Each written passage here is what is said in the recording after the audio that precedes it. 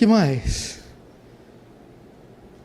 Era tão grave que ele não conseguia ir até Jesus, rogar a Jesus, e ele nem conseguia crer também.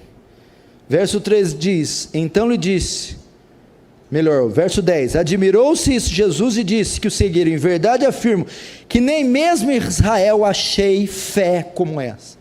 A fé, Camila, era um antecedente para alguém receber a cura de Jesus, para alguém receber o toque de Jesus. Mas note, Jesus elogia a fé do centurião e não do servo. Mas o centurião não estava doente. Quem estava aleijado, tetraplégico, era o servo. A situação desse homem é tão trágica que ele não conseguia nem ao menos crer. Outro tinha que crer por ele, crer no lugar dele.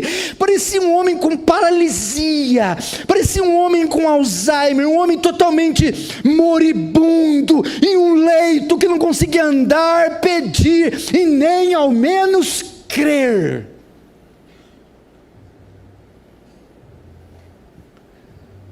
Pastor, eu estou como esse centurião, eu não consigo crer. Talvez essa é a causa das demais, e as demais são consequências.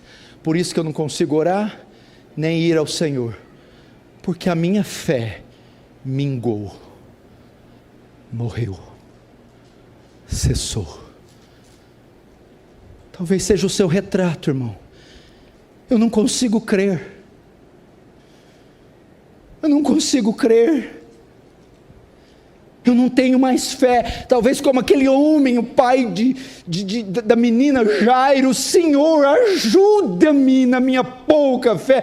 Ou no filho daquele homem com epilepsia: eu não tenho fé. Em verdade vos digo, se tiver fé do tamanho de um grão de mostarda, direi para esse monte: lança-te daqui para o mar. Pastor, nem com grão de mostarda eu tenho. Foi-se a minha fé, acabou-se a minha fé. Irmãos, nós estamos vivendo assim. Jesus disse: uma geração incrédula me pede um sinal. Talvez nós somos uma geração incrédula. Eu estava meditando hoje, enquanto estava preparando o sermão e orando e pensando: Senhor, nós não vemos mais milagres. Senhor, nós temos um cristianismo seco, previsível, retórico. Meu Deus, que horror! As pessoas não têm mais entusiasmo no culto, alegria, paixão, vigor. Meu Deus, onde está a sua presença que vinha e enchia o salão, e havia júbilo, gozo, choro, riso, e pessoas eram visitadas e milagres aconteciam? Acabou. É tudo previsível, retórico, morto, xoxo. E nos falta fé como esse homem. Eu não consigo crer.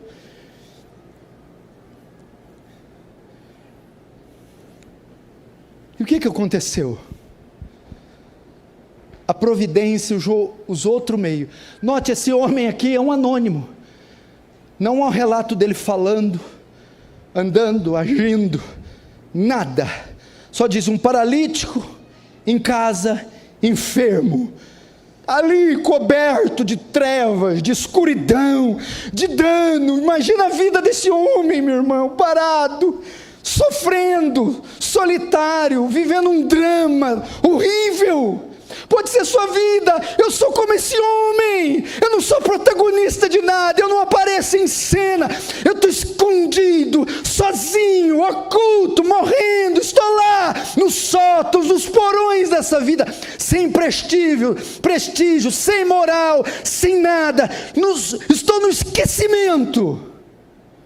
Sou mais um nesse mundo. Sou mais um perdido. Estou fadado a sofrer e morrer para o resto da minha vida.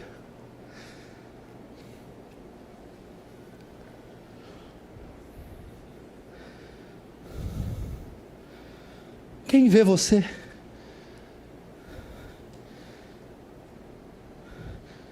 Você não está aqui como ele jaz em casa, de cama. Ninguém me conhece. Ninguém sabe da minha vida. Sou um homem, uma mulher que está sofrendo no esquecimento, na solidão, sem amparo, sem abrigo, sofrendo, perdido.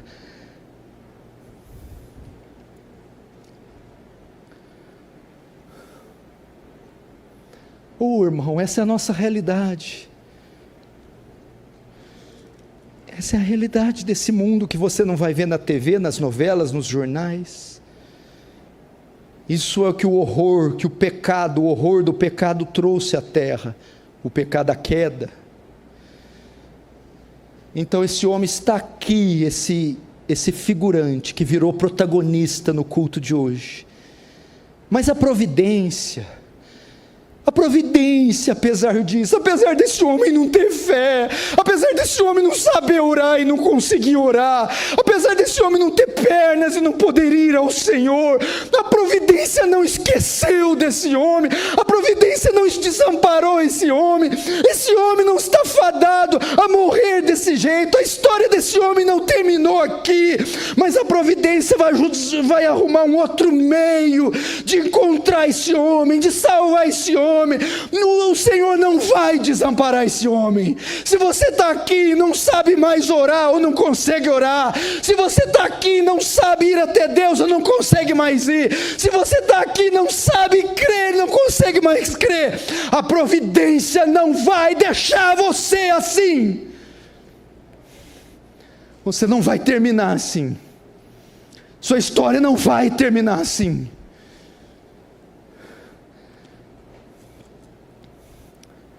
O que a providência fez? Preparou uma pessoa para fazer tudo isso no lugar dele. Esse é um servo, devia ser um soldado raso.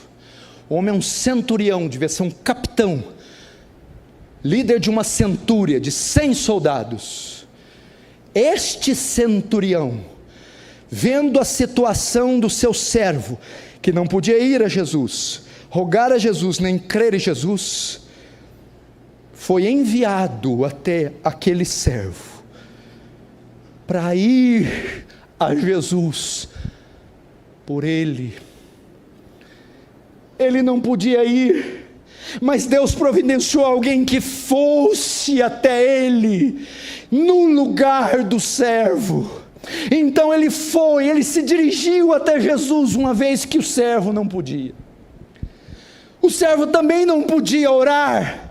Deus então providenciou um homem que fosse e orasse pelo servo, no lugar do servo, e rogasse pelo servo. E o estado era tão deprimente que ele também não podia crer, então ele creu para o servo. Esse homem creu. Aqui eu aprendo 3 liçõezinhas rápidas, para você que está como esse